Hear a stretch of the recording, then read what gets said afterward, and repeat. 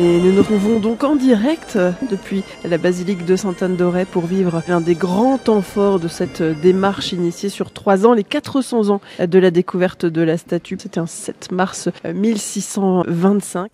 Après la bénédiction de la nouvelle bannière, nous partirons en procession avec les reliques de Sainte-Anne qui seront scellées dans la pierre de l'autel de la basilique. Aujourd'hui, frères et sœurs, nous voulons suivre le flambeau de Sainte-Anne. Ce flambeau de Sainte-Anne qui représente aussi bien la lumière du Christ.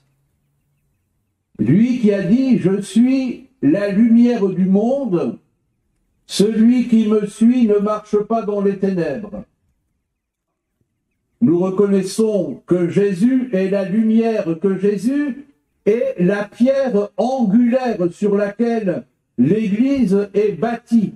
Que Sainte Anne, Mère de Marie, nous conduise vers Jésus à l'image de la nouvelle bannière. C'est important de faire une bannière parce que c'est un objet de culte, de dévotion populaire qui accompagne des processions. Nous te présentons cette bannière. Exauce la prière de tes serviteurs qui marcheront à sa suite et daigne la bénir. C'est un objet très identitaire, ça représente vraiment la prière des gens et leur volonté d'aller à la suite du Christ, puisque la phrase phare de notre jubilé, c'est « Sainte Anne, Mère de Marie, conduis-nous à Jésus ». C'est vraiment un objet qu'on suit et derrière lequel on marche. Et puis symboliquement, voilà, elle a accompagné notre procession ce matin. Il y a un comité qui était chargé de réfléchir à la conception de cette bannière. Alors il y a tout plein de symboles. On a pensé une Sainte Anne ternaire sur le devant, donc Sainte Anne, Marie et l'enfant Jésus. Et puis de l'autre côté, la Sainte Anne au flambeau, qui est une image tout à fait originale et propre au sanctuaire de Sainte-Anne-d'Auray, puisque c'est de cette manière que Sainte Anne s'est montrée à Nicolas-Zic. La Sainte Anne au flambeau tenant un cierge qui est derrière la bannière pour que les pèlerins la suivent comme Nicolas-Zic et ses voisins ont suivi ce flambeau pour la redécouverte de la statue dans la nuit du 7 au 8 mars 1625. La bannière est à la fois peinte et brodée. Donc les artistes, c'est Yannick Guivic qui a conçu le dessin, qui a fait les peintures. Et la broderie, c'est Céline Lebels, virtuose dans la peinture à l'aiguille. C'est tout à fait magnifique et on est très très heureux du résultat. À lui la gloire, à lui l'honneur. Sainte Anne, Mère de Marie, conduis-nous vers Jésus.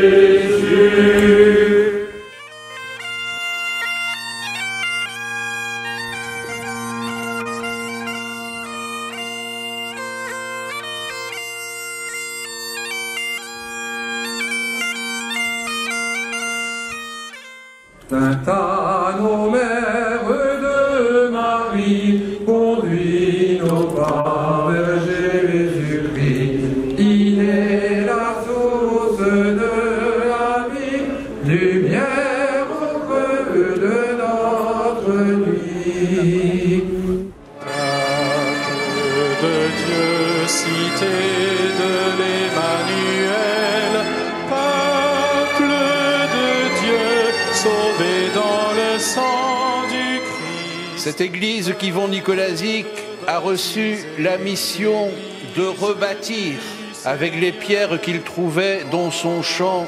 Nous devons nous aussi la reconstruire, en prendre soin avec les pierres vivantes que nous sommes.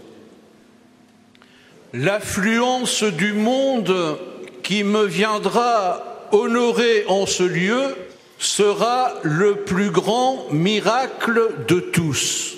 Le miracle prophétisé par Sainte Anne à Nicolas-Zic dans la soirée du 7 mars 1625 ne cesse de se renouveler.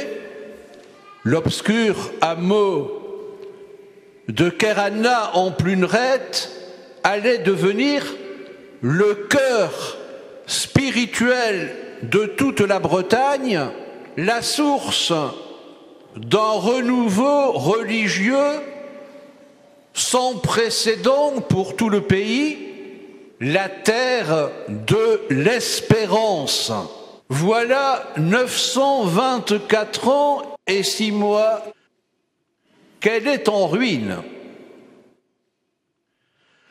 Son souvenir lui-même avait disparu. Eh bien, elle sera reconstruite. De ces quelques pierres éparses dans ton champ surgira un sanctuaire nouveau. Comme le temple de Jérusalem a été relevé après l'exil, comme la vie a jailli du tombeau au matin de Pâques.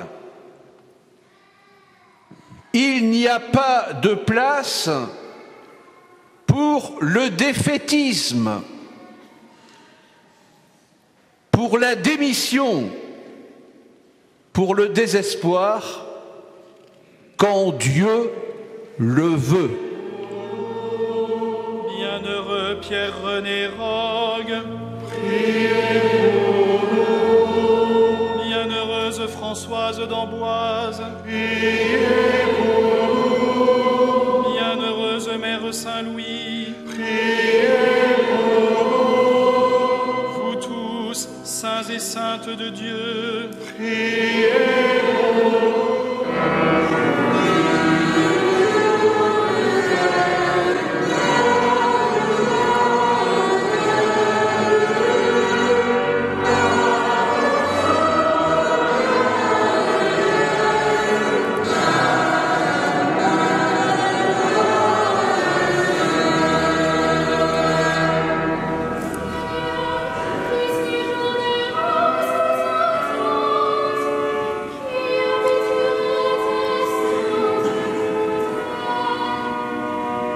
celui qui se conduit parfaitement, qui agit avec justice et dit la vérité selon son cœur.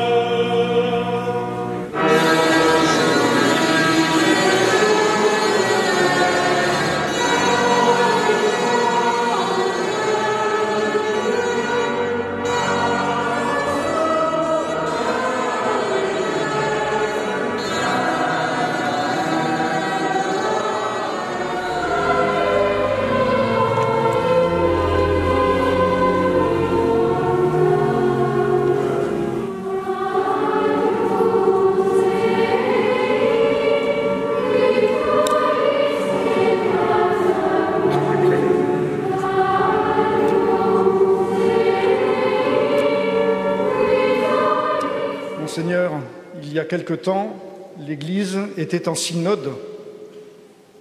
Synode, ça veut dire marcher ensemble.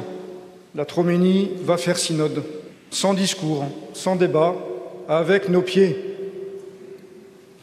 Nous allons marcher, parcourir cette terre du Morbihan avec nos pieds et nos prières. Cette terre du Morbihan qui a été façonnée par tant de saints et de héros. Alors, Monseigneur, s'il vous plaît, bénissez cette statue, bénissez-nous et bénissez la mission pour laquelle vous nous envoyez. Dieu notre Père, nous te rendons grâce de nous avoir donné Sainte Anne. Elle est venue en ce lieu à notre rencontre. Sainte Mère de Marie, elle est pour nous une lumière sur notre chemin de foi. Daigne bénir cette image, qu'elle visite au cours de cette Troménie toutes nos communautés, nos paroisses et chacun d'entre nous, au nom du Père et du Fils et du Saint-Esprit.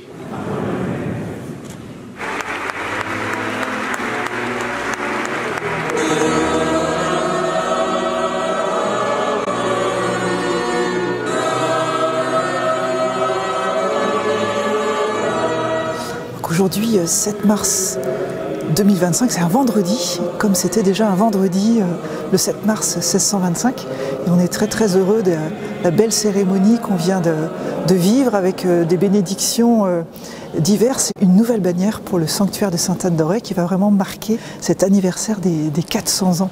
Et aujourd'hui, on a aussi béni la charrette qui va transporter la statue de Sainte-Anne à travers toute cette troménie qui va parcourir jusqu'au 26 juillet les paroisses de notre diocèse.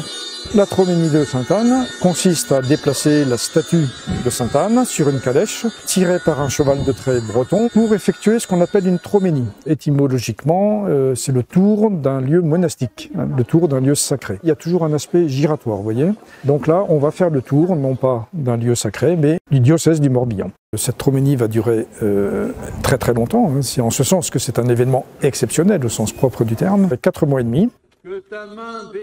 Nous partons aujourd'hui même, 400 ans jour pour jour après la découverte de la statue par Ion Nicolazic, pour arriver le 26 juillet pour le grand pardon de Sainte-Anne, de retour donc à Sainte-Anne-d'Auray.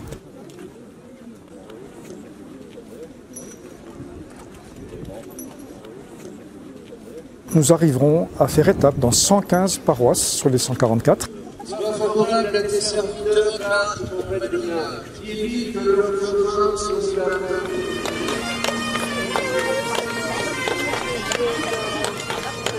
Nous allons visiter plus de 300 autres chapelles ou clochers du Morbihan. Nous allons effectuer 1815 km dans tout le diocèse.